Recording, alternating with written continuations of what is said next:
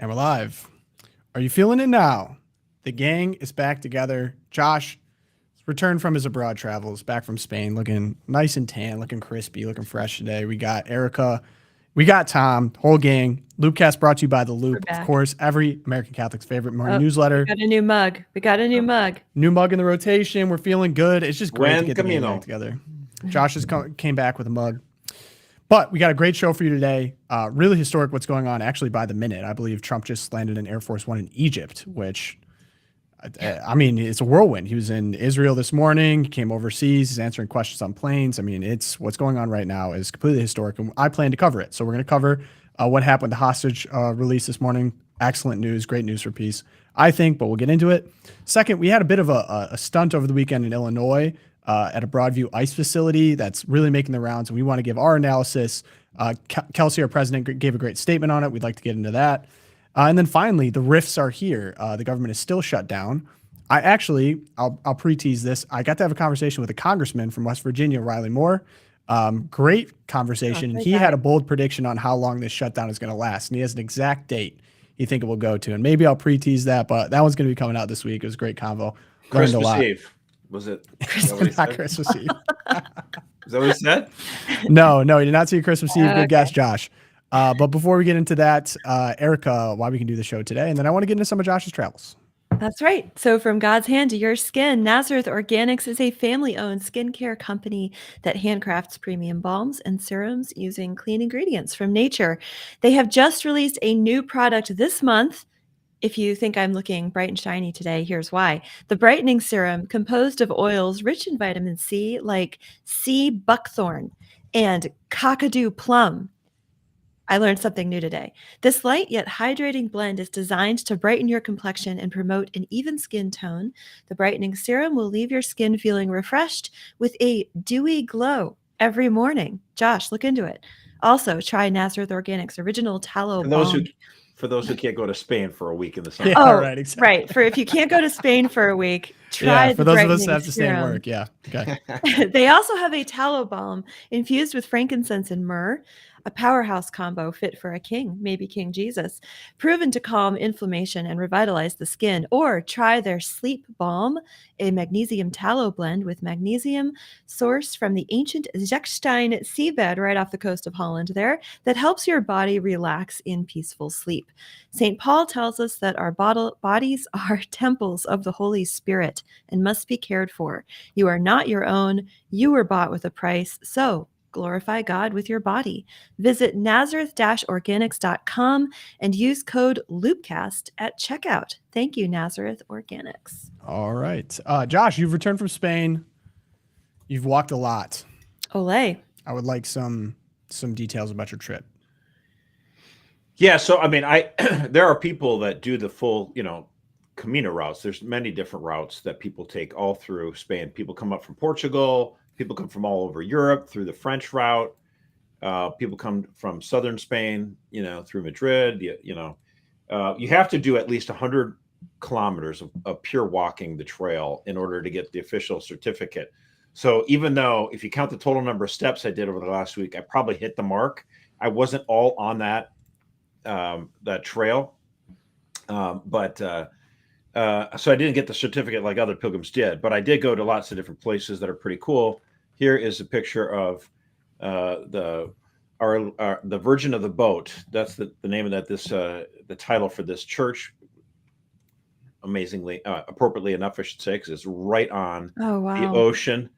Absolutely gorgeous view. It was perfectly sunny that day too, and I got to go to mass with a bunch of German pilgrims. That was kind of cool. So the mass was in German, even though I was in Spain. It was quite fun. Interesting. But I mean, everywhere you went. So so what people do is they take this Camino route, right?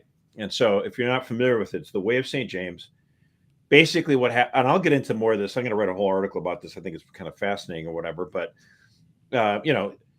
St. James was called, like Christ sends the 12 to go spread the gospel. And James goes to Spain. He ends up, he's preaching in northwest Spain. And then he goes back to the Holy Land for a little bit, gets martyred, right? And his two disciples are like, we need to bring him back to Spain. So they take him back to Spain, and they go to this little place in northwest Spain where he was preaching, and they buried him. The thing is, they buried him like, right, whatever, 50, 80 or something like that. And no one knew where he was buried for like the longest time. In the 700s, what happens? If you know your history, Muslims take over Spain.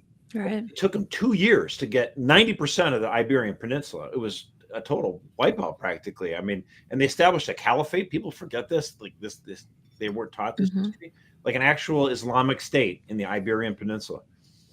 And the Christians in Spain were basically held to a little bit of a rump on the northwest part. Well, I was told the Crusades were completely evil and there's no justification. Yeah, they weren't defensive at all. Hello. Yeah, right. Islam is a peaceful Wait a religion. second. Josh. This goes against everything I've been taught. So just what's going on, right? Well, a star appears in the forest, and it's like, oh, what's here? Burp. They go underneath the star, and they find they find the tomb of the apostle St. James. Wow. Like, this is kind of cool. Whoa. And then the king Alphonse II's like, we need to like make this kind of a deal. And so like he had his money and his troops like let people take this pilgrim route and walk towards to see this tomb. They had to build a church, and they start building another church and what happens? This becomes a major pilgrim route in the medieval ages. And so people to this day walk the Camino route too. It actually kind of fallen out of favor for a while, and a good priest in Spain made it popular again in the 80s, and it's been just picking up ever since. Obviously, the most number of people that take this Camino route are Spaniards. Naturally, it's their country. Number two, you think, okay, maybe it's Portugal or France. America, man. Americans are number 2 on this. They jumped the list. Right. It's awesome. It's really cool. Is that Stella Maris, or am I mixing my? Stella Maris is Queen of the Sea. I mean, it's a very close devotion. I mean, it's basically similar. Yeah. Okay. Sorry, I thought that was associated. Go ahead. So anyway, there's just so many things. Like I'm going to show you this too. This little bridge. I just think this is kind of a neat thing. I mean, it's a gorgeous bridge, but it used to be a Roman bridge. There was a Roman bridge where I was at there, and the disciples are carrying the tomb of St. James across this bridge. And as soon as they cross the bridge collapses. A Roman bridge. Give me a break, right? And so like the Romans couldn't seize the body, and they couldn't, destroy it because they got across the river. And now they've since built, this is the medieval bridge they built to replace the Roman bridge, obviously, much later after that. And so it's like this bridge just like, oh, this is so cool. Like it was a Roman bridge, but they couldn't desecrate the body of St. James. There's just so many cool things about this trip that you learn. I think this was, now you have to remember in the year like 800 or 900, as people are taking this pilgrim route to go see St. James, then they would just continue onward to the coast just to prove people I made it. And they pick up a shell. That's why people have shells. That's a big thing of the Camino. Yeah. And then this is at the edge of Spain. So you get done with the pilgrim route and you walk, you're like, well, dude, I walk like for weeks. I might as well just walk another 2-3 days and get to the coast. Right. And then I can prove people I really did it. I pick up like a shell from the beach or whatever, and they put a cross here. And of course, in the year 900, they don't know that there's a whole new world, right? They just think you if you kept going further, you're just going to get water to get all the way to the other side of the planet, right? They didn't think the world was flat, by the way. People think that. So they put this cross there. Modern myth. Yep. Yeah, they put that cross there, and they called it the end of the world. And so there are the end of the world. Do you have a shell? I do, and in fact, I think it's. I mean, I'm unpacking stuff at midnight. So yeah, Josh Show and Tell has become a regular feature. Show and Tell from Europe, from around the world. And I'd also like to make a moment while you look for that. I appreciate Josh utilizing Instagram in its peak form. Yeah, just post some pictures in the moment. Just, hey, I'm here. Bang, picture. Throw it up on the ground. I do have something. He's back. He found something. I don't have the shell. I'll have to wait for next time. But when you walk on the Camino route, okay, so here's the thing I really want to stress. This is the article I'm going to try to write about. When you hear about, like most people, like, Eric and I we have lots of children and we're busy with that. And you're just getting started with the kids and you're busy. Usually most people that do something like a pilgrimage to Europe, or certainly this Camino route, it's actually college kids youth groups. It's the time to go. But the most people are in their 60s because their kids are in college and they've graduated. So they got more time, they have a little bit more money, and they make this route. And people go to, when they think of pilgrimages or religious things going to Europe, obviously Rome's at the top of the list. People are like, oh, I got to go to Lourdes or Medjugorje or whatever. But I'm telling you, like for the hundreds and hundreds of years, if you were the Pope, you're like, well, where are the places I want to go? When you're, like if you're Pope, like year 1100 or something like that, you want to go to the Holy Land, and then you'd want to go to Santiago. You'd want to go here because you're like, this is amazing. Like there's so much history, and people have sort of forgotten about it. And it's like, I think we need to up our game here a little bit. But anyway, when you go, they give you this, it's like a passport for pilgrims. And so as you're going on the route, like every 20 kilometers or so, you can stamp your little passport thing. Yeah, and so I've heard of that. here I am at the, this is a monastery that was, started in like the 900s or whatever. And then I stopped by, this guy, they had some good chocolates there. I bought a lot. And then I don't even know half of these. I mean, it was just great. Like, oh, I got to get it stamped. St. Nicholas. That was a beautiful little church. I ran into a priest. His English was so good. It wasn't like, it's like, oh man, right. Better than your Spanish. Yeah, probably. Well, my Spanish was nothing, obviously. I'm like, what's going on here? Like, everyone's like, your Spanish is really good. And he said, I said, your English is very good. Yeah, I was going to say. I'm sorry. I'm a little jet lagged here, bro. So, your English is really good. He's like, I studied in the United States. Oh, where? The Chicago Theological Union. In fact, he goes, I was there at the same time Pope Leo was there. Whoa. I'm like, what? Robert Prevost. He's like, yeah. I'm like, well, you need to get to Rome and be like, hey, Bob, Yeah. That's amazing. That's so fun. So it's just like the people that you meet. And I met a couple. They weren't necessarily religious. They were just doing this out of the 25th anniversary. There's a lot of people who do it for religious reasons. A lot of people just do it because it's cool for hiking. Yeah, I was actually interested when I talked to someone that went, how many people that are not religious or not Catholic do it. But you know what? We as Catholics believe beauty is a great evangelist. Of course, God in his own creation, like some of the photos I show you, like the ocean or whatever, God's creation itself is, an apology for him, belief Amen. in like, hey, God, that's one way God tries to work through people, through transcendent beauty. And then when men and women create works of art, whether it's beautiful paintings or, these churches that I've seen, even the small little, tiny little, here's one from, a chapel they built in like the 8th century. And you're just like, this is just amazing. It's beautiful. It's tiny, but it's beautiful. And so like when I told you about that, so I was there, I was the only religious journalist. The other journalists were pretty secular or whatever. And I talked to them about this. One was a secular Jew and the other one was, secular, but he grew up Greek Orthodox. And I'm just like, I'm always trying to work at the angle here, Tom. So I'm like, the priest, he tells us about Father Leo,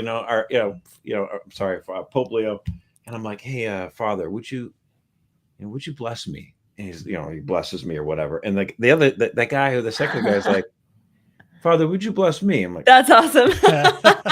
Me too. I want one of those. Yeah. Want that blessing. It was just, I was just low key evangelizing, not like just low key Bible thumper way or whatever. And the guy goes, I like you. Like some people who are religious are kind of like I said, jerks sometimes. So I goes, yeah. I'm like, no. I'm trying the honey. I could be a jerk most of the time. I'll calm you down for this one. I'm only a jerk online. In person, I'm okay. In person, you're a teddy bear. I'm like, hey, here's my Instagram page. Tune in Monday, Wednesday, Friday. Yeah. Stuff. You probably don't want to listen to my podcast. He just laughs. It's okay. That's awesome, man. All right, cool. Well, we got a lot to get to today. Thank you for sharing, Josh. I'm going to start up top, and I'm leaning on actually Politico. Had a great report on this. I felt like good snapshot in time. This is updating literally by the minute. So I'm going to give you where we're at right now. Do my best. So shortly after 3:30 a.m. Eastern time, the final Israeli hostages were released from Gaza 2 years and 6 days after their capture by Hamas during the October 7th attacks. Wow. Amid joyous scenes across Israel, the 20 hostages, all male, all aged under 50, were handed over to the Red Cross and then finally back to their families. Trump on Air Force One. The war is over, Trump told Dasha Burns aboard Air Force One last night. It's over. You understand that. I think people are tired of fighting, he told reporters. The ceasefire is going to hold. And he predicted future peacekeeping will not be an arduous task. I think people will behave, he said. Everyone knows their place. It's going to be great for everyone. Very Trumpian, of course, aboard Air Force One, but I have some views for you guys. Him flying into Israel, greeted with a huge, this looks like a beach mural almost. Yeah, it's like painted on the sand. Heroes welcome in Israel. It says thank you, and it's got Trump's outline on the left, and it has some Arabic. It says home in English. But here's the gathering on the beach. There was this banner that was displayed on the beach in Tel Aviv, a giant thank you, just to kind of speak to the moment, Sarah, of what kind of Israel is bracing for right now, as the president's expected to be here. He's only going to be here for less than 5 hours on the ground in Jerusalem, but he'll be speaking to the members of the parliament. He'll be meeting families of hostages and hostages themselves, and partaking in that, as we see him also standing alongside the prime minister. And then you get thank you Trump chants from the streets. That's not as much as President of Portugal. Thank you, Trump! Thank you, Trump! Thank you, Trump! Thank you, Trump! Thank you, Trump! Pretty incredible scenes. Quick visit, 5 hours, as I said. We got Pope Leo weighing in on it. And I'll share his tweet here. In recent days, the agreement to begin the peace process has brought a spark of hope to the Holy Land. I encourage the parties involved to continue courageously along the path that has been set out toward a just, lasting, and respectful peace that honors the legitimate aspirations of both the Israeli and the Palestinian peoples. Let us ask God, the only true peace of humanity, to heal all wounds and to help, by his grace, accomplish what now seems humanly impossible, to rediscover that the other is not an enemy, but a brother or sister to look upon, to forgive, and to offer the hope of reconciliation. Pretty incredible. Amazing. It is incredible. And I have to say, going to bed last night, I was thinking, like, while I'm sleeping, hopefully these men who have been apart from their families, held in the most horrendous conditions, not knowing if they're going to live or die, when I wake up, hopefully they'll be back with their mothers and their fathers and sisters, brothers, wives. One man had a little 3-year-old son waiting for him who didn't remember his father. Another had a little 5-year-old boy waiting for him. And just at a human level, this is an incredible story. And so grateful to wake up and see that it actually happened. I was definitely holding my breath. Yeah. And just remembering. Let's see how it lasts. I mean, exactly. Peace, but they're home. Today this should be all rejoicing. Home. That's what everyone wanted. That's what everyone pointed to, either that these hostages needed to be released, and they were. And now we're seeing the Palestinian detainees being released as well. I mean, honestly, I was so entrenched. I was like, there's no way this is possible. And this is something that Trump gets to now claim over the previous president, Biden, who was unable to pull this off in any way, shape, or form. Oh, yeah. Nasty bloodshed between two countries that clearly hate each other at this point. And I mean, maybe the turning point was both these countries don't know what the F they're doing. And like, I'm really almost in disbelief. I mean, he's headed to Egypt. He just landed. He's doing a peace celebration there. Look, it's not, I almost think it's just a great time to think there was so much destruction, so many lives lost, horrible tragedy on both sides that's probably going to scar generations of children, especially Palestinians, but also Israelis too. Like, if you ever go look at on the ground reporting in Israel, there's so much hatred, there's so much animus, and sadly, a lot of it very understandable. But for us to be able to come in and mediate at this point, get on board not only the Pope, it seems like, but also other regional partners. Look, you say what you want about the agreements. On board, he was going to be pro-peace anyway. But I just want to point out, I think it's a huge win. Yeah, absolutely. And I've long said I do not care at all for Jared Kushner's domestic policy, but got to give him a hand on this one, on the foreign policy. Yeah. And let's just go back to the New York Magazine and all the other liberals mocking him. Jared Kushner claims he can solve the Israeli-Palestinian conflict because he's read 25 books on it.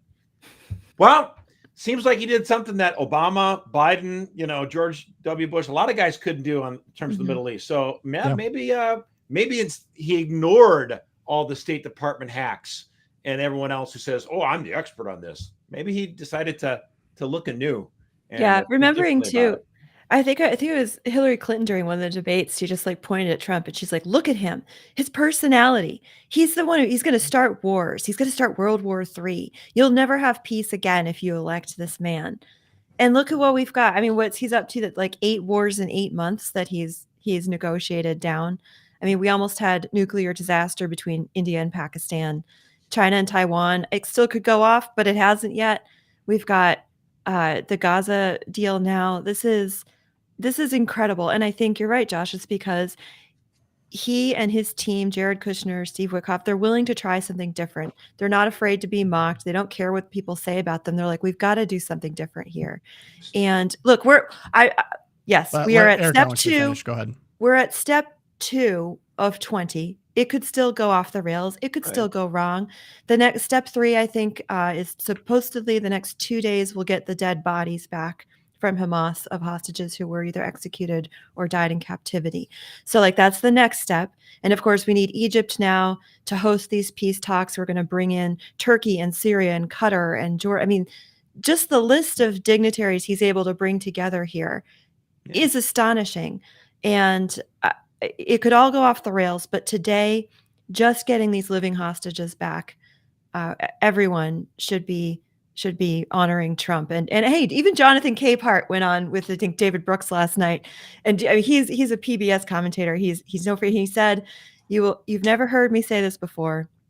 You'll probably never hear me say it again, but kudos to the president. Like even Jonathan Capehart had to. I think President Obama couldn't bring himself to mention him in his tweet saying celebratory, of course.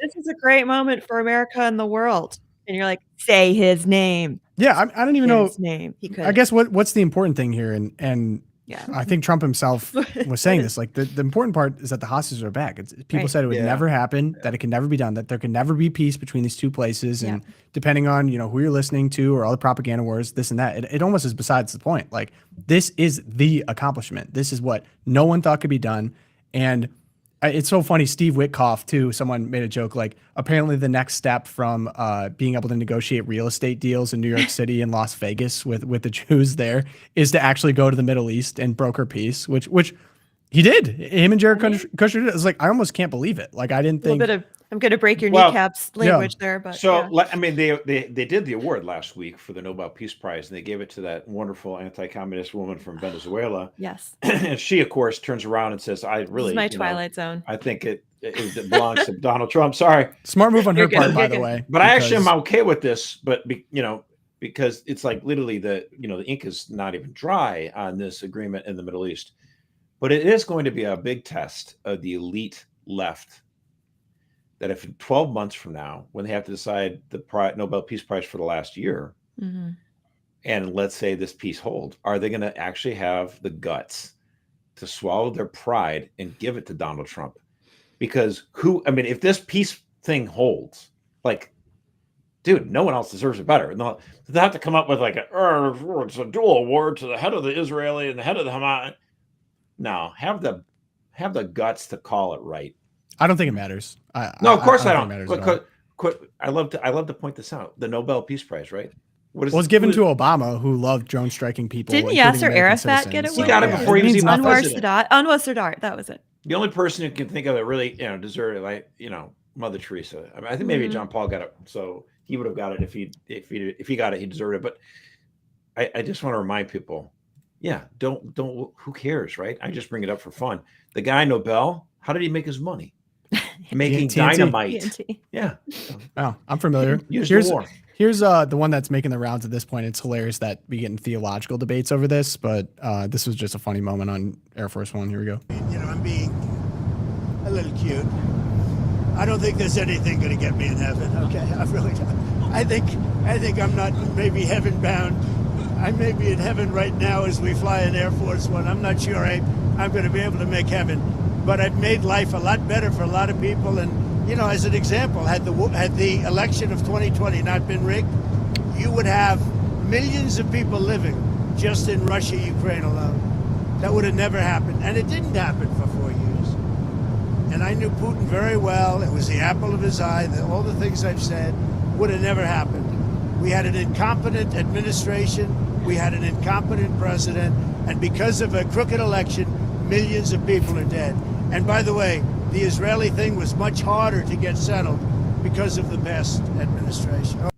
He just exploded so many heads with that, like off the cuff. He exploded all the Christians' heads. They're like, you can't say you're never good. Jesus will get you to heaven. No. Christians aren't going to be mad at that. No. Christians are mad at it, Josh. No, they are. Really? Yeah. Why? Yes. That's like the most obvious Twitter. thing. No, because they're like, then there's the dispensation. It's just a whole thing, Josh. Well, of course, people get stupid, but like that was a beautifully.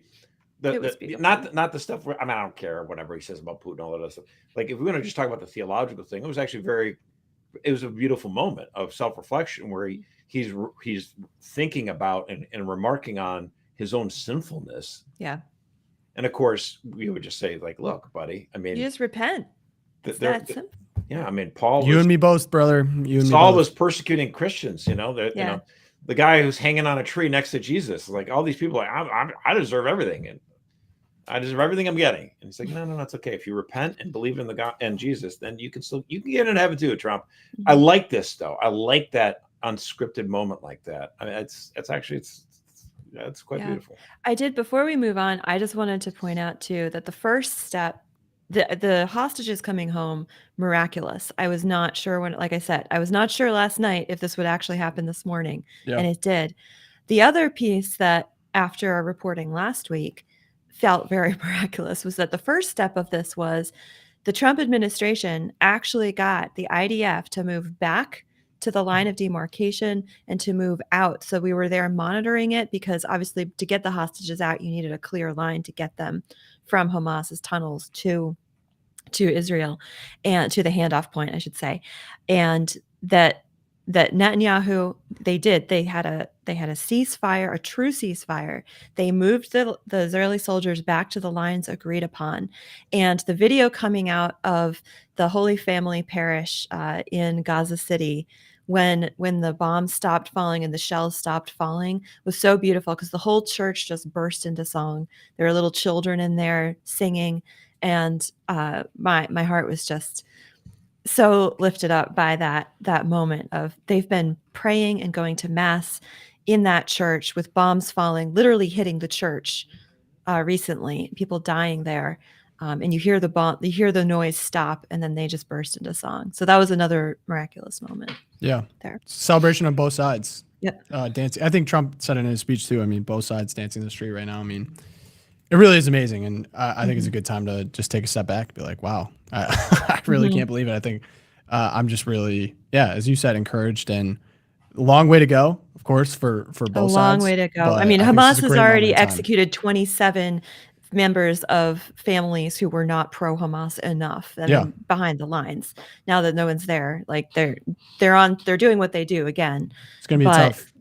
I mean, 85% of Gaza in rubble right now. I mean, I even saw it pretty amazing too. And like, everyone's going to know mad about this or whatever, but it was pretty interesting. Trump said last night the reconstruction of Gaza will take years, but predicted the world will see a great miracle over the coming decades. And asked if he'd like to visit the Strip himself, Trump replied, "I would. I'd be proud to visit."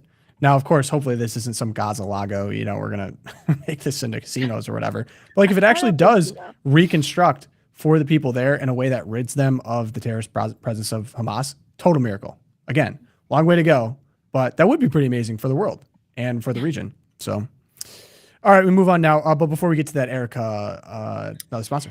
Yes, thank you to Home Title Lock. Did you know that American homeowners have over $32 trillion in equity, and criminals are targeting it with a growing scam the FBI calls appropriately house stealing? Scammers can transfer your title out of your name using a one-page document they file at the county. Then they take out loans against it or even sell it behind your back. And the scariest part is you won't find out about it until collection or foreclosure notices start arriving in your mailbox, leaving you with a financial and legal nightmare. The best way to protect your equity is with Home Title Lock's exclusive $1 million triple lock protection. This service offers 24/7 monitoring, urgent alerts, and if fraud should occur, their U.S.-based restoration team will spend up to $1 million to fix the fraud and restore your title. So, when was the last time you checked on your title? If you are like me prior to this gig, the answer is never. And that is exactly what the scammers are counting on. The good news is we here at LOOPcast have partnered with Home Title Lock to offer you all 60 days for just $1. Click the link in the description below or over in the chat and use our promo code LOOP60 to get 60 days for just $1, and you will get a free title history report to ensure you're not already a victim. And make sure you check out the $1 million triple lock protection details when you get there. Click the link below and promo code LOOP60. Thank you, Home Title Lock. Excellent. All right, so the next one, I have a viral video that happened over the weekend. I will just show it, and then I'll explain the context after. It happened at the Broadview ICE facility. Here we go. This happened on Sunday, I believe. Okay, come with me. Or you come over here.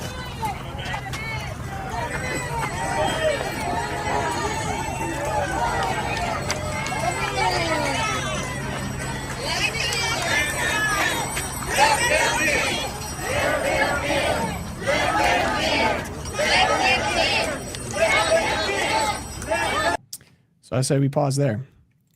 Actually, this was Saturday, October 11th. A group of Catholic clergy and lay faithful attempted to enter the Broadview ICE facility in order to deliver Holy Communion to the detainees. The effort was a part of a Eucharistic procession organized by the Coalition for Spiritual and Public Leadership. Participants met at St. Eulalia Catholic Church in Maywood before marching toward the facility. The procession was led by Father Larry Dowling, pastor of St. Agatha Church in Chicago. There was no ICE or federal representatives there. The Illinois State Police present reached out on behalf of the group to make a request over the phone, and they say they were denied. So in this video, you can see here's pretty clearly the monstrance, which I assume by all intents and purposes is consecrated host in there. That is the Eucharist. And here we have the Illinois State Police.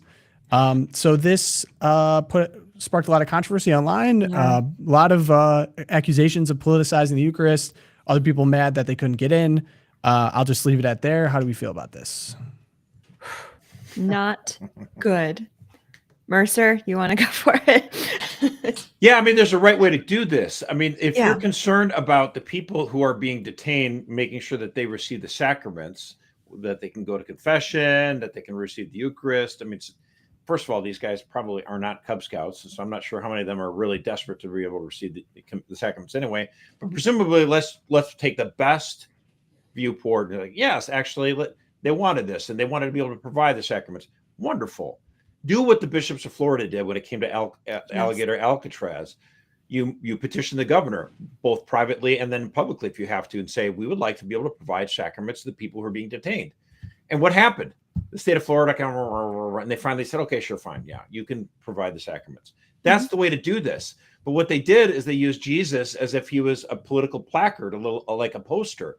And they just went down there and barged on the door and said, let me in. It's like, that's not the way to do it. And like, it wasn't even INS guys.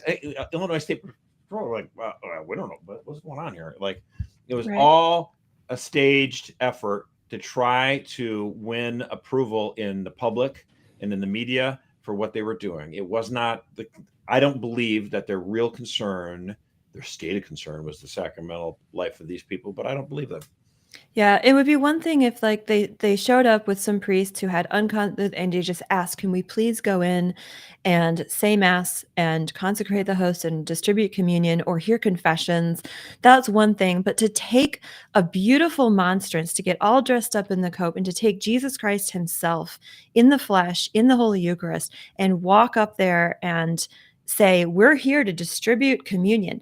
That's not how Catholics distribute communion. We don't walk around with monstrances, right? There's proper ways to preserve reverence for the person of Jesus Christ himself, body and blood, soul and divinity. He is not a political prop. He's not theater. Look, we are as concerned as any Catholic should be that people who need the sacraments are not barred from them, regardless of their legal status, regardless of what they have done. We believe, inmates on death row facing the gallows should see a priest. They should be able to confess and receive the sacraments 100%. But that is not what was going on here. And it suggests to me that the priest who is carrying that monstrance has a warped view of who the Eucharist actually is, that he would agree to do something like this for the cameras. I mean, That video, one more thing, that video didn't show it, but he showed up with a whole retinue of protesters wearing bright yellow shirts. And then as another priest was talking to the state troopers, he backs off and he has the monstrance. He's like holding it like this, and he's like looking around the monstrance. There was no proper reverence here for the Blessed Sacrament. This was a travesty, and it should not have been done. It's disgusting and blasphemous. I mean, so I have a couple points on this because, to your point, there's a way to do it that could actually work. Here's Bishop Michael Olson. For example, it was a joy today to baptize and confirm 7 women who are incarcerated at the FMC Carswell Fort Worth. Please pray for them because they are praying for us. I think it's a great example. You could have if your main concern was the sacramental life of people who are detained, you could have done it very quietly and respectfully. What was done here was clearly an activist stunt. I mean, I looked into the background of whatever this collective, the Coalition for Spiritual and Public Leadership, nonprofit focused on grassroots organizing, economic justice, and addressing systemic inequities through a lens of liberation theology, founded in 2017. So you're showing up with a bunch of activists, disrespecting the Eucharist, getting in a position where you know that there could be some type of altercation. I mean, physically something could have happened. I think that was probably the hope. And then, of course, you check all the headlines the next day. Who's covering it? CBS, NBC. And what are they covering it as? We were denied entry. I mean, this is classic political activism. I mean, you see it every way. If I were to show up with 1,000 people outside of a prison holding the Eucharist, do you think they would just let in 1,000 people, especially when they're all dressed and riled up? And then, even the one. Or even one, right? Or even one, right. Because that's not the proper way you coordinate to actually get in to do prison ministry. Anyone who's actually attempted to do something like that knows how this works. But of course, I just want to be abundantly clear. The intention was the headline.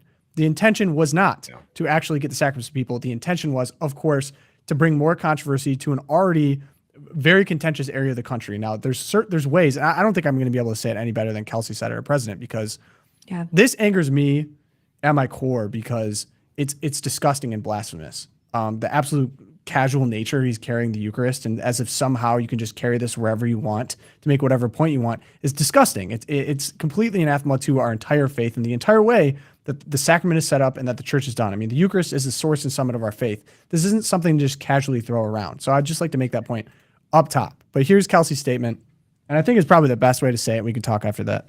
A priest chose to lead a Eucharistic procession flanked by activists in bright yellow vests toward a federal office, arriving on I think it was actually Saturday, not Sunday, when no officials would have been present, only to lament to the cameras that no ICE or federal representatives were there. Any Catholic with a beating heart recognizes the moral call to bring Christ to the suffering, including migrants and the imprisoned. The church has a duty to ensure access to confession and Holy Communion for detainees. That is non-negotiable. But that sacred mission is accomplished through fidelity, order, and perseverance, and the bishops of Florida have shown in securing sacramental access for detainees through established channels without spectacle, without turning the Eucharist into a gesture of protest. Or consider that the Most Reverend Michael Olson, Bishop of Fort Worth, on the same Sunday in person baptized and confirmed 7 women incarcerated at FMC Caswell, Fort Worth without fanfare. This is not a dispute about immigration policy. This is a dispute about what the sacraments are and what the church is. The church is not a theater, and since the Eucharist is the heart of the church, it should not be instrumentalized as a tool of political campaign. And I would love to draw the line there as a precedent. It should not be used on either side for any reason or whatever. It completely destroys what we're all about. So I'm really disgusted with this. Yeah, we had some firing back and forth here. Emily Zanotti, who's has a huge following on Twitter. She comes back and she's like, "This is nonsense. We're called against Kelsey. We're called to witness for justice and the dignity of the human person. Simply because you're politically aligned with those committing injustice does not mean you can claim that our witness must be in private. I'm certain that, like me, you do not feel our witness at abortion mills must also be kept in the dark, and this is no different." No, this is completely different. Yeah. If pro-lifers started taking the Holy Eucharist monstrances to Planned Parenthoods and holding up the Eucharist and demanding entry, that would also be that was actually literally Kelsey's response to Emily. Yes, yeah. And then Kelsey said that because it's ships in the night. Of course, they're not addressing the real problem, and that's part of the problem with Twitter. Whatever it is. I mean, you get some of these, conservative Catholics who are like, Influencers. they're like, yeah, they're like, that's not the proper way to protest against, like, give me a break. I mean, like, I don't know. I guess Catholic Vote gets under Emily Zanotti's skin for some reason or whatever, because she just loves to be able to say, no, not, you're wrong, everyone's wrong, I'm the only one who's right. Sure, hon. So over that. It's all right. Get in the trenches. I don't have a problem. Yes, I actually don't even have a problem. Like Kelsey said, I don't even have a problem that they would show up and protest the policy, and that they would have the monstrance, as long as it's done classy. Like you're not making Jesus Christ a placard. You're just like, we think that people in there are having their rights violated, and we're bringing Jesus here, but like to expect to open the door and let us in. Like, that is the part that just kind of drives me crazy. Yeah.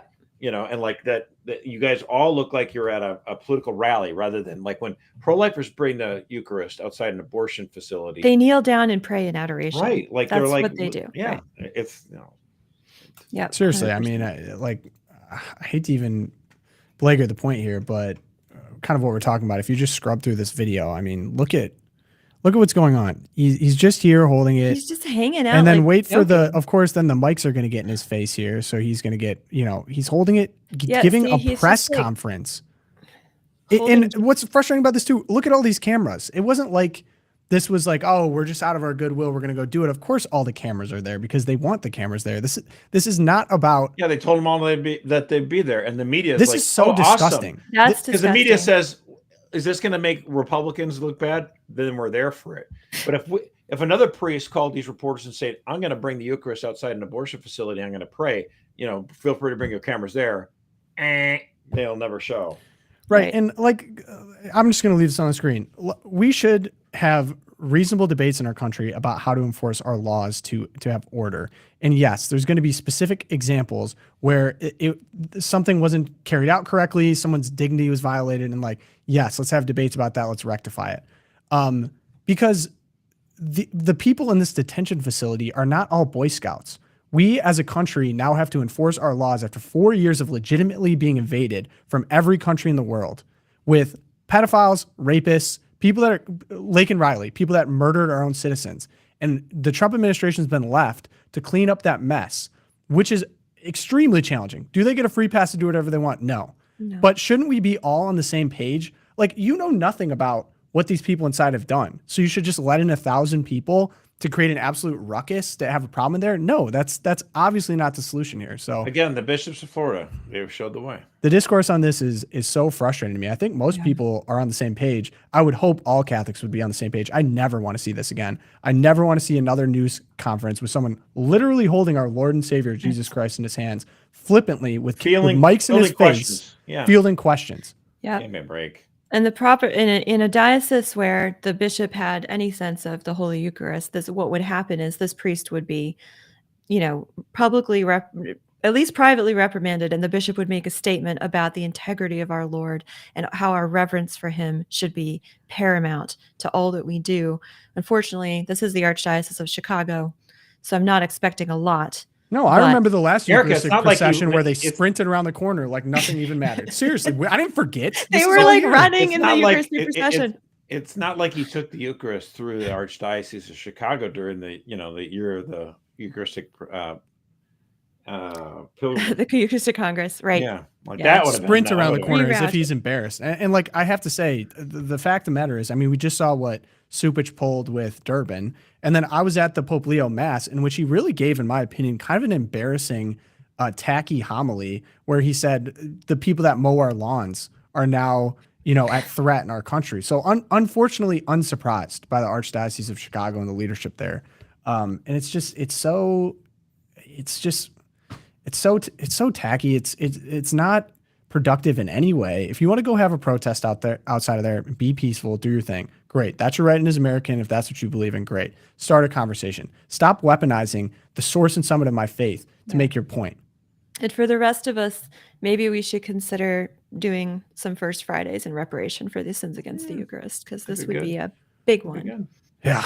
All right, good news now. Erica, what do you got? Oh, this is great. So I love my surrounded debates on Jubilee. They're a good watch. Some of them get kind of frustrating as I So did an analysis. explain to the audience what Jubilee is. Yeah, so Jubilee is a YouTube channel, and they hold these debates called surrounded debates, being, it's a certain format, but they have one person who's in a hot seat in the middle of a room surrounded by 20 people on completely opposite ends of the spectrum. So for example, we did Jordan Peterson versus a bunch of atheists. I did a rundown on that one, and I actually ended up debating one of the interlocutors there, Cade. So you can check that out over on the Deep.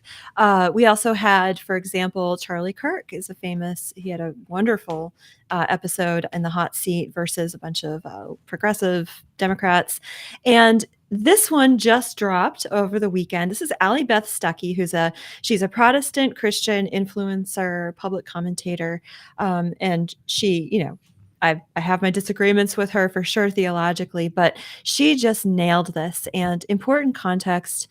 So she's a Christian surrounded by 20 progressive Christians. And she gave 4 statements. They were allowed to come in the hot seat for a certain amount of time, in conversation with her. And she just did a great job. And it's important. She let everyone know over the weekend that this was filmed the day before Charlie Kirk's memorial. Charlie died a month ago, and this was dropped a month after his death on the 11th. And it was just great. This particular clip really moved me because she did a great job. She did him proud. So let's play a little bit of this. Let's do it. Okay. But the heart of it was there. Okay. So I'm a pastor of a church that is growing, and not just with straight individuals, not just with people that look like me, but queer individuals that have some of the greatest fruit of the Spirit that I've ever seen. Love, joy, peace, patience, kindness, gentleness, self-control, all of those things. First, I just would love to hear your thought on how someone so sinful could produce such wonderful fruit. But I'm really happy to talk about this, but I just want to hear that because you've given really interesting and good arguments, but that's one that I have a hard time reconciling. Well, all of us sin, and all of us struggle with sin. And I've met lots of people from all different walks of life that are joyful and kind. And God gives us what we call the gift of common grace, that there are people who are not Christians who might exude some of the characteristics that we want to embody as Christians. But that doesn't mean that everything they do or everything they believe or everything they say is in alignment with Scripture. And so that's what I would say there. I have no doubt that the people that you know who identify as LGBTQ are also really kind and really patient and really joyful and might have characteristics that we all want to emulate. But that doesn't mean that every part of their life is in alignment with what we see God say in His Word. And because of that, they wouldn't inherit the kingdom of heaven, like pretty much every one of those all things. All of us, if we don't pick up our cross and follow Christ, by the grace of Christ, by the way, it's not our own merit. None of us bring these individuals. I'm with you. Nothing that we could do could ever deserve salvation. God gives it to us in Christ. But because of that grace, because of that love that He has given us, all of us are told to deny sin. All of us are told to repent. And so I think when we tell someone who says, you know what, this is how I identify, it's not in alignment with what God calls good and holy, that we are actually burdening them with more sin. Whereas we all need to be free of our slavery to sin. I would agree with that. So one of the biggest critiques I hate about Yeah, and she really nailed this. She came with the fire. She was completely prepared.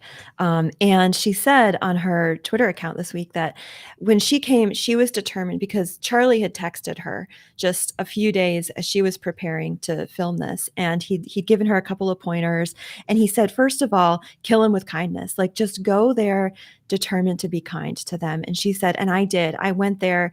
Charlie had just died. I was like, I'm going to do what he said. And she said, when I walked in that room, though, the first thing that they did was kill me with kindness. Like, most of the people in that circle went up to her and said, I'm so sorry about your friend Charlie, before they sat down to do this. Cool. And it shows in this that some of these Jubilee debates get really, you're just like, this is so food fight. Ugly. Yeah, it's a food fight. This was different. So if you've never watched one before, this is a really good place to start. And yeah, she really brought the thunder, have to say. Go Allie. Awesome. Josh. Okay, so when I grew up, of course, the United States had surpassed England, but the British Empire, I mean, it was just amazing to be seen. the sun never set on the British Empire, right? That was in the 19th century. And then even in the 20th century, still very strong, very proud people. And of course, Poland was a communist hellhole, when I was growing up. But since 2019, Poland's economy has grown by 19%. The United Kingdom has only gone up by 1%. And at this rate, Poland's economy is going to surpass the United Kingdom by the end of the decade. It's just an absolute wonder to me. No surprise. I find it shocking. Do you have any insight there? Europe, the greatest minds and the elite minds of Europe told us that, if you want your economy to improve, you need to import tens of thousands of migrants from the Middle East. That's going to help your economy prosper because they're so worried about the birth dearth and all that kind of stuff. And Poland's like, I don't think I want a bunch of, hundreds of thousands of people from the Middle East to come to our country and, change our culture. Right. How about we embrace our own culture and try to embrace more of a free market style? And they've trended towards more free market, not complete pure capitalism or whatever. And there's not really any country that's like that, but they've embraced more market measures, and the United Kingdom has gone the opposite way. So, okay, go Poland. We'll monitor. This one comes from our very own account, Catholic Vote account. We had over 200,000 faithful Catholics gathering in Fatima to mark the 108th anniversary of the miracle of the sun and Our Lady's October final 13th. apparition. The light of the Catholic faith continues to shine brightly. Very cool video here. I don't know if we're going to get copyrighted on the music, but it's just incredible to look at these crowds. Mm-hmm. It's so beautiful. It's a great day. It's also Columbus Day. Happy Columbus Day to everybody who celebrates, which would be everyone. It's a federal holiday again. Oh, yeah. Columbus Day's back. Columbus Day is so back. You're so back. Some other revisionist history on Columbus, of course, because he's the most evil man to walk the world. Supposedly, discover the new world. Guy had some gumption. You gotta give him that. I almost for my good news did the Sopranos scene where the son's reading. In this house, we celebrate Columbus Day. One thing that guy got right? Yeah, that's right. Yeah. Then I already saw on Twitter. Everyone does this. Happy Columbus Day to those who celebrate, and it's the Chiron of Cuomo. It's like, I'm not perverted, I'm just Italian. Okay.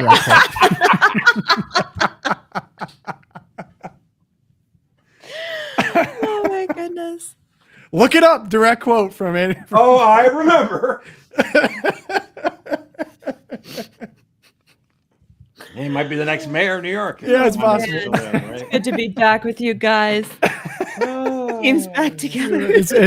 I should collect like my 10 favorite Chirons of all time, and that is top five Chiron of all time. And just for the audience, no one on this podcast is Italian, so none of us. You don't have any. No, I'm not Italian. No, I have none. No Mediterranean whatsoever. No. It's I'm Croatian. I got it. Yeah, exactly. I'm Croatian. I'm good. I got some Irish in me. I get angry sometimes.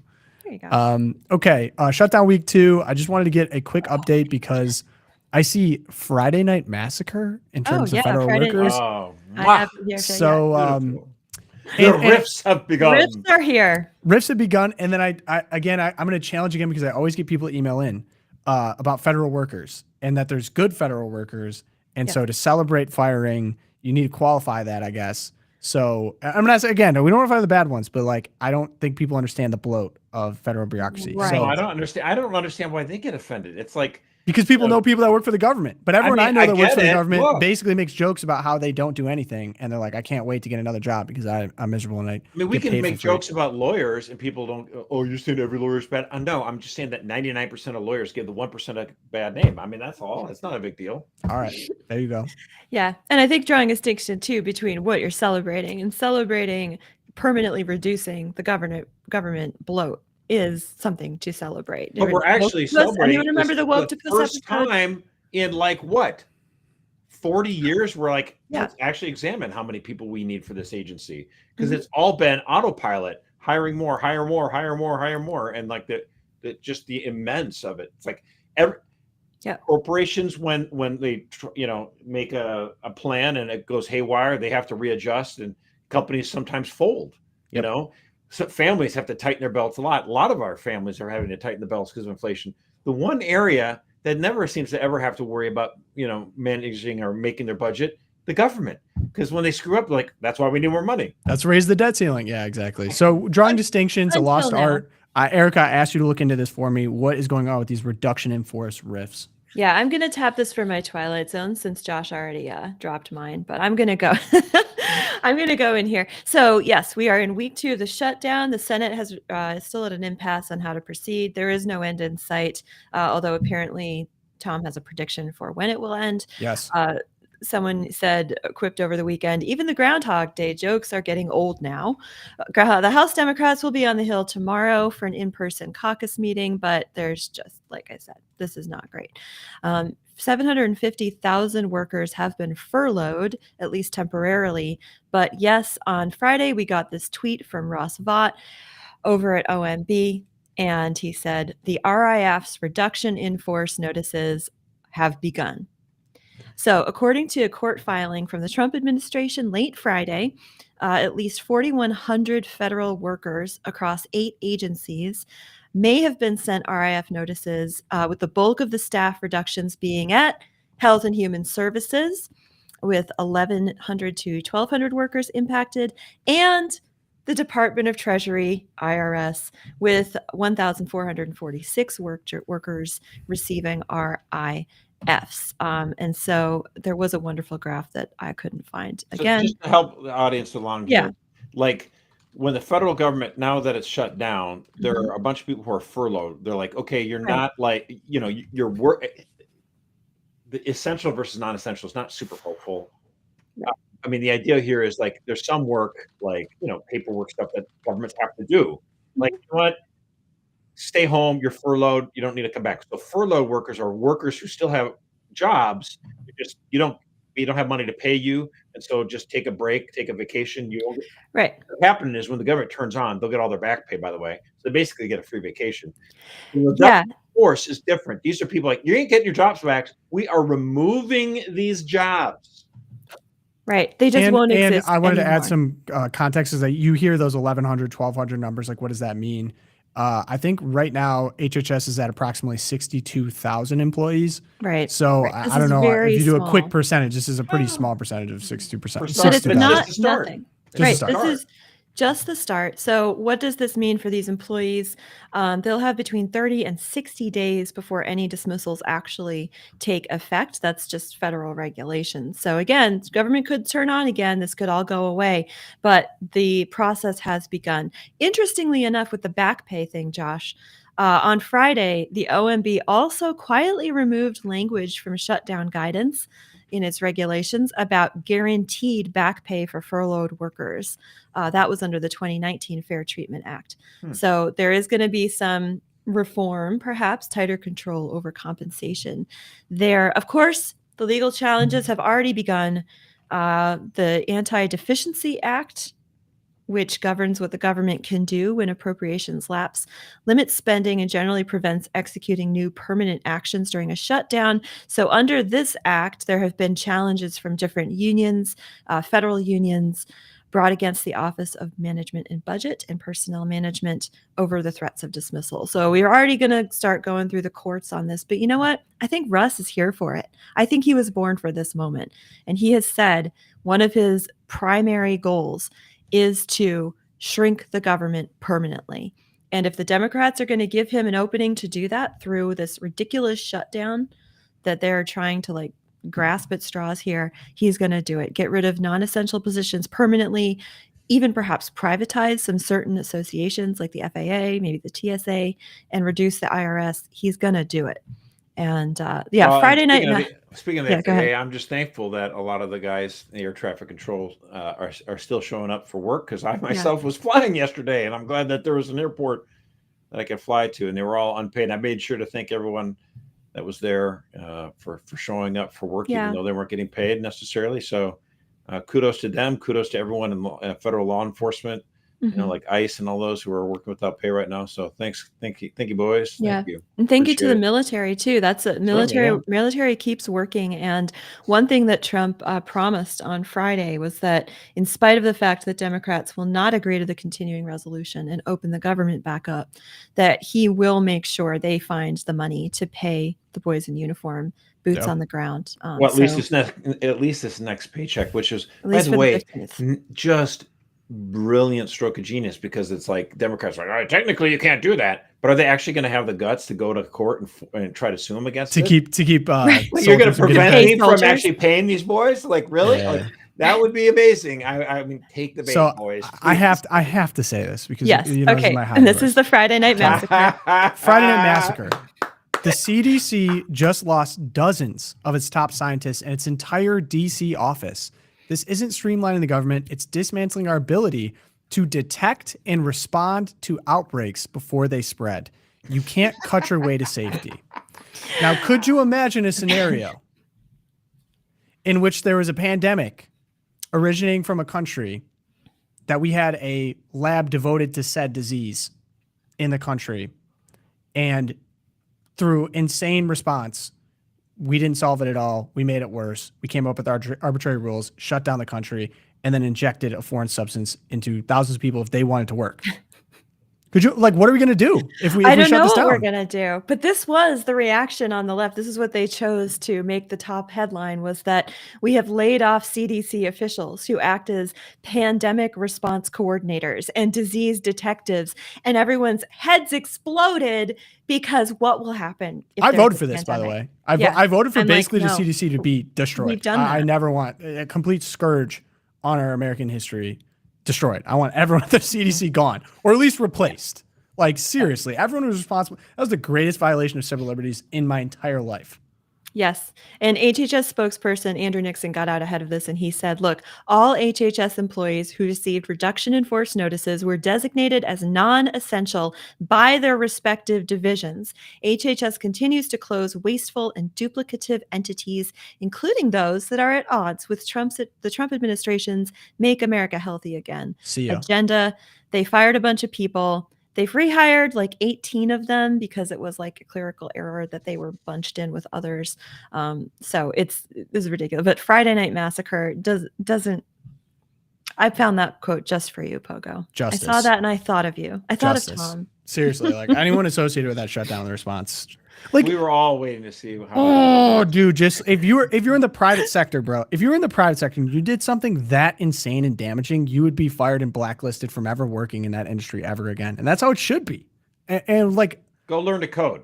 Yeah, exactly. In what world do we live in which you would not only keep your job but get promoted, and then you get a cushy parachute after you do like the worst injustice to American health of my lifetime, of many lifetimes? Blacklisted. I want the entire CDC fired. And nothing happened. I voted for it. It's happening now. Thank you. It's beyond time. Okay, Josh, Twilight Zone. Thank you for that report, Erica. Welcome. Thank you for that moment. Josh. You're welcome. You're up. Little softball pitch just in case you're curious, the left thinks they're in control of your children. Here is a school board member who did what in politics call the Kinsley gaffe, where it's not like you say, oh, you said the wrong thing. Like, no, you accidentally said what you really believe. And that's a Kinsley style DC gaffe, where the politicos actually tell you what they really, really, truly think. This is where we can roll the tape. The parents do not have the all-encompassing right to raise their child. Uh-oh. Wait, Josh, this is November 6, 2018. Oh, well, it's making the rounds again. I love it. Oh my God. I mean, people do believe this. Oh, did you see the latest? There's another school board person that they had a group chat saying like this B word needs to die. And they were texting about another member of a school board. I can't remember where this was. Yeah. And he dropped out of the race as soon as someone took a picture. This was at a press conference or like a meeting or something. And they're texting in this group chat just out in the open, making insane remarks about this person. Is like, okay, yeah, you'll get fired. Yeah, you need to leave. Maybe Jay Jones should take a little note from that. Oh, did you catch the debate on that, by the way? I did. I watched Winston Sears debate. Winston Sears and what's her name? Spanberger. Abigail Spanberger. Yeah, she's gonna win too. Something else. Spanberger's gonna win. It's at least close now. I mean, it Right. shouldn't have been close. I mean, I obviously close. prefer Winsome Sears, but like It's within 2 points, right? the Democrat has actually fumbled it, and she could actually. Here's the funny thing, though. I mean, there was a little spat about this about a week ago, where I don't know if it was Politico or Axios or one of these left-wing political blogs was talking about the trans issue. It's coming up in Virginia and all this other stuff. And Senator Tom Tillis, the Republican rhino who decided not to run for a re-election, thankfully, so we'll get a good Republican out of North Carolina. He was talking about how this was just such a bad idea. I can't believe Republicans are running on this issue because, of course, to him, he just wants to talk about tax cuts and golfing and bombing foreign countries. And he doesn't like this new populist version. And so they asked Terry Schilling, my good friend over at American Principles Project, what he thought about what Tom Tillis said. He said, Tom Tillis is an idiot. I mean, it's just perfect. And then what's happening the now? simplest explanation is the right one. What's happening now? They're asking, the Democrats now about like, hey, what about this? Having, you want men in girls' bathrooms now, and the Democrat Abigail's like, blah, blah, blah, blah, blah, like goes on for like 3 minutes, word salad, and can't say anything. Gosh, and it's like, But She's I was like told, white Kamala. I was told by Senator Tom Tillis that this was not a winning issue. I'm so surprised. Yeah. I mean, I hope that Winston Sears can just like take a page out of what was the ad that defeated Kamala in Pennsylvania? Kamala's for they're already running that, by the way. They're running that. Good. Like Yeah. they just need more money, honestly. Like the Democrats. Well, are the Spanberger 5 to situation 1 is so upcoming. obvious that she lacks organic political talent, and that she's just kind of the next up, like picked out from the deep state to run. It's like the Kamala Harris thing in California. Like she was just the next up. You wait your turn, you get the machine going, and then you put her in place. She's not a talented politician. I kind of disagree because she had actually shown previous talent before, and then she just came into this, and I think she was like coasting. Do you know what I'm saying? Like she thought she had this in the bag because she was up by She like did till 2 weeks ago. 12 to 15 points for the whole year. So she's just like in coast mode. So it's not that she doesn't have political talent. I mean, I don't like her. I think she's crazy wacko lib, but she actually has some chops. She let it atrophy because she thought, oh, I got this in the bag. And you never should do that. I don't care what office you're running for. You always run like you're 10 points behind. You run the race till the end until you got, you run through the end of the race. And she was like already coasting. And Winsome Sears, who I love Winsome Sears. She is not even campaigning that hard, but she had a great debate performance. Yep, and her ads are starting to land the punches. So I wonder with Winsome, but this is my point on this is like Abigail Spanberger trying to answer basic questions about this guy Richard Cox, who is a legit pedophile who thinks he's says he's transgender so he can get into like YMCA bathrooms in Fairfax. She was given like 4 or 5 attempts to try to answer that question, or like, where do you stand on the transgender issue in sports? Where do you stand on this? And just gave the most inorganic, insane, like robot answers. Didn't answer it. Josh saying like she coasted. She didn't. That is the right, question. but she had knew the question was coming, but she's just like No, she didn't. I don't. Maybe to Josh's point, she didn't know it was coming, or she didn't suspect because there was no preparation to answer that question in a way that sounds like a human being. She didn't. Clearly, feel like she's had she so needed many to do chances anything. I mean, it's the tortoise and the hare. Like they just, this race is over. I can just take my time. It's like problem that the tortoise. Aesop's fables for the win again. I mean, seriously. So yeah, my Twilight Zone, I donate. It's just the officiating against the Chiefs last night was just unbelievable. I can't. The Chiefs have a blood oath with refs or something. I don't really. It was unbelievable. It was such a hard game to watch last night for that regard. We didn't bring our best, but that is the first time I've seen a touchdown be a flag thrown 15 seconds after the play ended in which we scored a touchdown, and that it somehow comes back. And that the Chiefs were perfect Boy Scouts last night, committed no penalties. No team has done that in the last like 700, 800 games. Yeah. So I'll end on that. I actually didn't really have one. Mine's kind of sad. Is the yours is that sad. monastery on fire in France. It was the same monastery that Carlo Acutis received his first communion. The cloister nuns are okay, but I mean the whole thing's destroyed. We're never gonna get this comment back. Yeah. So I hate to see fires like this, and hopefully we could do something like Notre Dame where they try to reconstruct. Sweden, or was it? I haven't looked into the origins yet, but I mean, this is gone. 17th century monastery. It's like, you just never get that back. It's so like sad. flip a coin. Was it atheists or Antifa, or is it Muslims? Islamists or I don't know. Oh my gosh. Sad. But anyway, that's what we got today. Good show, gang. Oh, two things. So yeah, that Riley Moore interviews are going to be coming. I'm going to make sure we get that up this week. And then, the Shroud of Turin interview does gangbusters on YouTube. I listened to that with my son, my 12-year-old son who loves history so much. Really enjoyed it, Tom. Good job. Thank you. Good job with Bob. Yeah, I feel like I was a Bob was perfect awesome. foil to Bob because Bob You is were. very smart and technical. And I was like, dude, This is the most slow down. logo loopcast we've had. I was like, Bob, man, you gotta, like, you're talking about neutrons right now. Like, let's bring it down for a String second. theory, You know it what I all mean? was Yeah, in there. string theory. I said to stop. I felt like it was like it was a Marvel movie or something. And I was like, dude, string theory, like, hold up. Let me make sure I understand that. And then I just Speak to me like I'm an know. 8-year-old with a mustache. Exactly. I mean, in regards to string theory and physics, yeah, probably. I mean, so she's not it worked wrong. out. And then the Mississippi Miracle, Erica's last deep episode, Yeah, super fun. is reaching the masses. Great episode, super fun. So go check those out. If you can't get enough Loopcast, those are our last two products. So go check us out. YouTube, subscribe. That's where you can find that. But we end in prayer today. Today we just got the morning offering, so we'll hit that and then send you guys off into a great week. We'll see you on Wednesday. In the name of the Father, Son, Holy Spirit. Amen.